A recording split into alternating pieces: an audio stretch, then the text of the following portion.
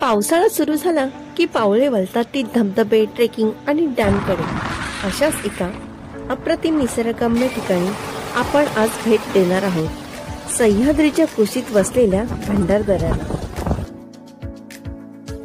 ह्या व्हिडिओमध्ये आपण बघणार आहोत इथे यायचे कसे, कोणकोणती ठिकाणीची पाहायलाच हवीत, राहायला hotels, one day trip plan आणि 2 डेज ट्रिप प्लॅन. तर आमचा प्रवास सुरू झाला ठाणे ते भंडारदरा बाय कार. अवघ्या 3 तासाचा प्रवास सुरू झाला तो समृद्धी महामार्गाने, जो ठाणे नाशिक हायवेला कनेक्टेड आहे.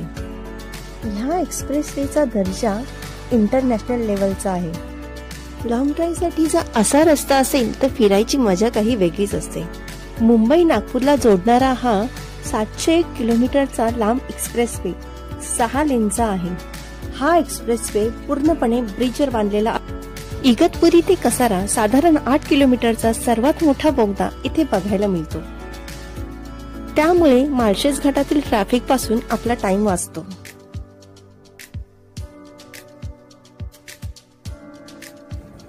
मुंबईवरून भंडारदऱ्याला यायला 4 तास लागतात, ठाण्यावरून 3.25 तास, नाशिकवरून 2.25 तास आणि पुण्यावरून 4.25 तास. जवळचे रेल्वे स्टेशन इगतपुरी आहे. इगतपुरी ते भंडारदरा 1.25 तास लागतो. येथून लोकल ट्रान्सपोर्टची सुविधा आणि फ्रिक्वेन्सी कमी आहे. सो मी सजेस्ट करेन की इथे यायला स्वतःचे वाहन असेल तर उत्तम.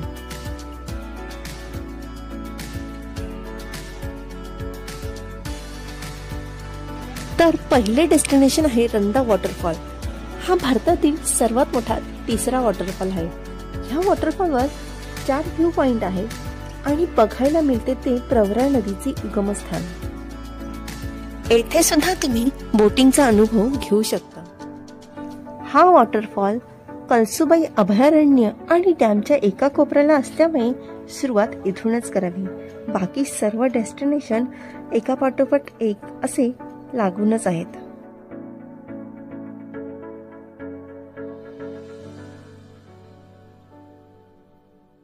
सह्याद्रीच्या पर्वतरांगा बघत प्रवास सुरू होतो ते कळसुबाई हरिश्चंद्रगड अभयारण्य प्रवेशद्वारातून. येथे कारचे शुल्क 100 आणि प्रति व्यक्ती मागे 30 रुपये शुल्क आकारले जाते.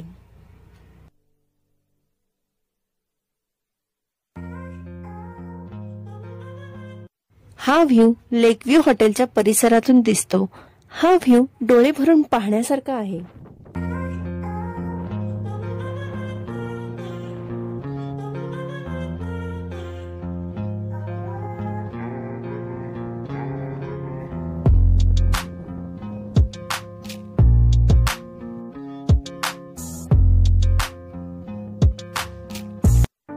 प्रवासात जर उत्तम रस्ते असतील तर प्रवास भारीच होतो. हेच तर खरं ह्या सहलीचे वैशिष्ट्य आहे. सुंदर, निसर्गरम्य आणि खूप छान, अतिशय चांगले हे पर्यटन स्थळ डेव्हलप केले आहे. याचा अनुभव तर इथून फिरताना येतोच.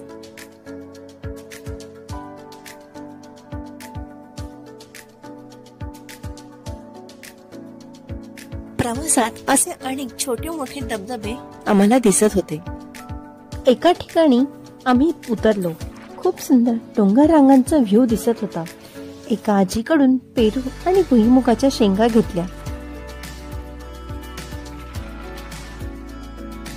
ये खुला आसमां आ गए हम कहां.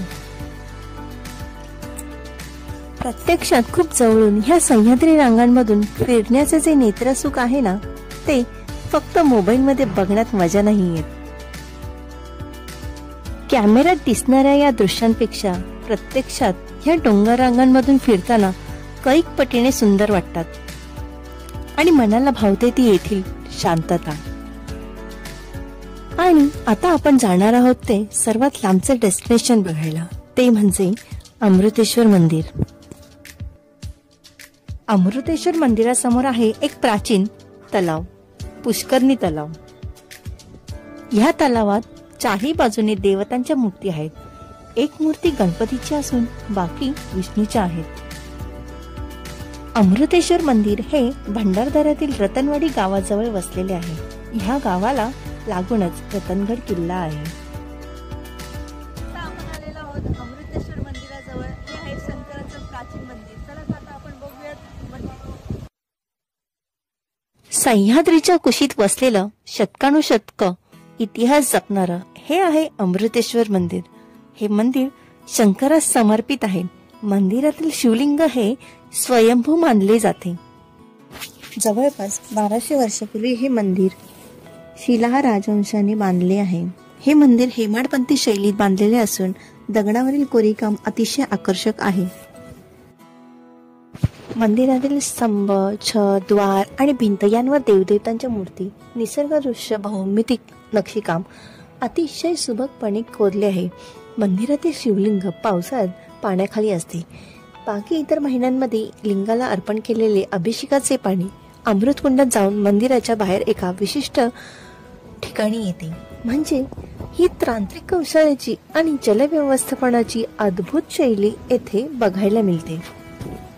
हे मंदिर बांधताना इंटरलॉकिंग सिस्टीमचा वापर केला आहे. याचे बांधकाम करताना चुना वापरलेला नाही.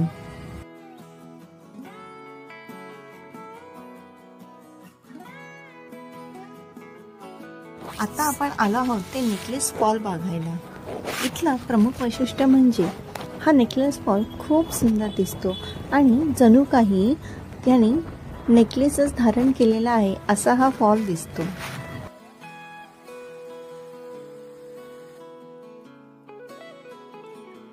आणि आता आपण आलेलो आहोत सुंदर अशा न्हाणी वॉटरफॉलवर.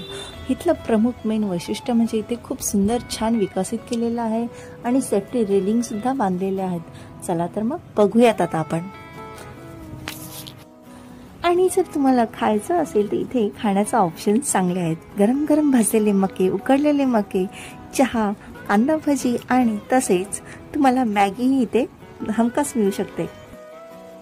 इथे किती सुंदर असा स्कायवॉक बांधलेला आहे. जर आपल्याला भिजायचं नसेल आणि फक्त बघायचं असेल तर खूपच छान अशी ही सोय केलेली आहे. हा वॉटरफॉल मस्ट वॉच लिस्ट मध्ये नक्की ऍड करा. संपूर्ण प्रवासात एक म्हणजे वसुंधरा वॉटरफॉल आणि नानी वॉटरफॉल येथेच तुम्हाला खाण्याचे छोटे मोठे हॉटेल्स दिसू शकतात. आणि प्रॉब्लेम असा होतो की इथे नेटवर्क नसतं. नेटवर्क नसेल तर तुम्ही जीपे कसं करणार? त्यामुळे आवश्यक तर कॅश बाळगायलाच हवी. खास ट्रेकिंगसाठी पर्वणी म्हणजेच भंडारदरा येथे तुम्ही जवळच असलेले कळसुबाई जे महाराष्ट्रातील सर्वात उंच शिखर आहे ते तुम्ही करू शकता. रतनगड आहे, हरिश्चंद्रगड आहे.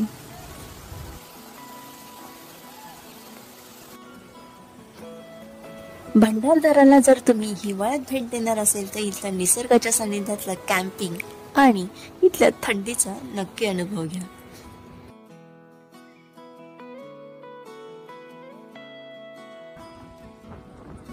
वाव, हे तर सर्वात भारी लोकेशन आहे जे कोणी चुकूच नाही असं वाटतं. पूर्ण प्रवासात शेकडोंच्या घरात सुंदर धबधबे बघायला मिळतात आणि त्यातला अगदी सुंदर बघायलाच पाहिजे म्हणजे हा कोलटेंबे वॉटरफॉल. आम्हाला जरा उशीर झाल्यामुळे आम्ही मेन वरच्या वॉटरफॉल पर्यंत गेलो नाही, पण तो जो वॉटरफॉल आहे ना, डोंट मिस इट. भंडारदरा म्हणजे एक परिपूर्ण वीकेंड गेटवे आहे जेथे तुम्ही शांतता, निसर्ग आणि ट्रेकिंग असा छान अनुभव घेऊ शकता. हा प्रवाह बघितला की असं वाटतं की आपण हिमाचल मध्ये तर आलोय नाही ना. कोलटेंबे वॉटरफॉल आणि वसुंधरा वॉटरफॉल हे तर जवळजवळच आहेत. हे पूर्ण दोन्ही एक्सप्लोर करायला अर्धा ते 1 तास जातो आणि इतकं सुंदर वातावरण आहे की इथून बाहेर निघावंसच वाटत नाही. आम्हाला खूपच उशीर झाल्यामुळे आम्हाला वसुंधरा फॉल काही करता आला नाही. आणि इथे बाजूला जो व्हिडिओ दिसतोय तो आहे सुंदर असा वसुंधरा फॉल. आता संध्याकाळ झाली होती आणि आम्हाला बघायचा होता तो भंडारदरा डॅम. भंडारदरा डॅमलाच जो लेक आहे त्यालाच अर्थात लेक असे बोलतात आणि जो दरवाजा आहे धरणाच्या दरवाजाला विल्सन डॅम म्हणजेच विल्सन धरण असेही बोलतात. ही जी समोर भिंत दिसत आहे त्याच्या पलीकडेच डॅम आहे. हे आहे भंडारदरा धरणाचे दरवाजे जे मातीपासून बनवलेले आहेत. 100 वर्षापूर्वी बनवलेले असूनही अजूनही मजबूत असे आहेत. जेव्हा एका दरवाजातून पाणी सोडले जाते तेव्हाच तिथे अंब्रेला वॉटरफॉल बघायला मिळतो. एखाद्या जागेच्या प्रेमात पडावं ना, ती जागा म्हणजे भंडारदरा. असं वाटतं असंच तासनतास निसर्गाच्या सानिध्यात बसूनच राहावं.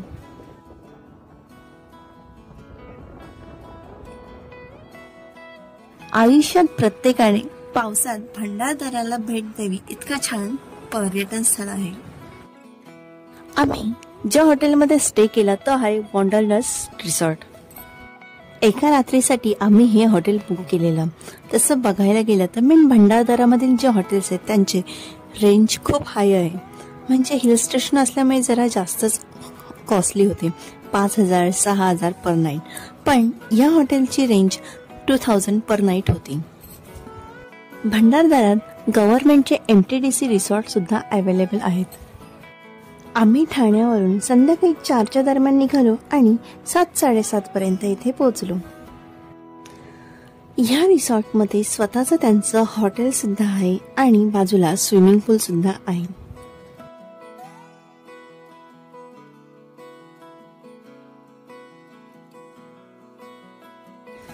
आता बघूयात आपण रूम कसे होते ते. अगदी छान मास्टर बेडरूम होती आणि शिवाय रूम मध्ये एक सोफा सुद्धा होता.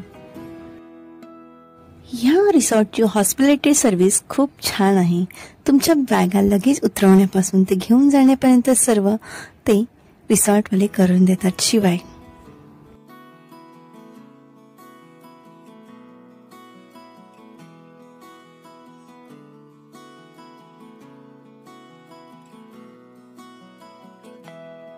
वॉटरफॉलवर आमचा जास्त वेळ गेल्यामुळे आमचा रंधा वॉटरफॉल आणि सांदानवेळी राहूनच गेली.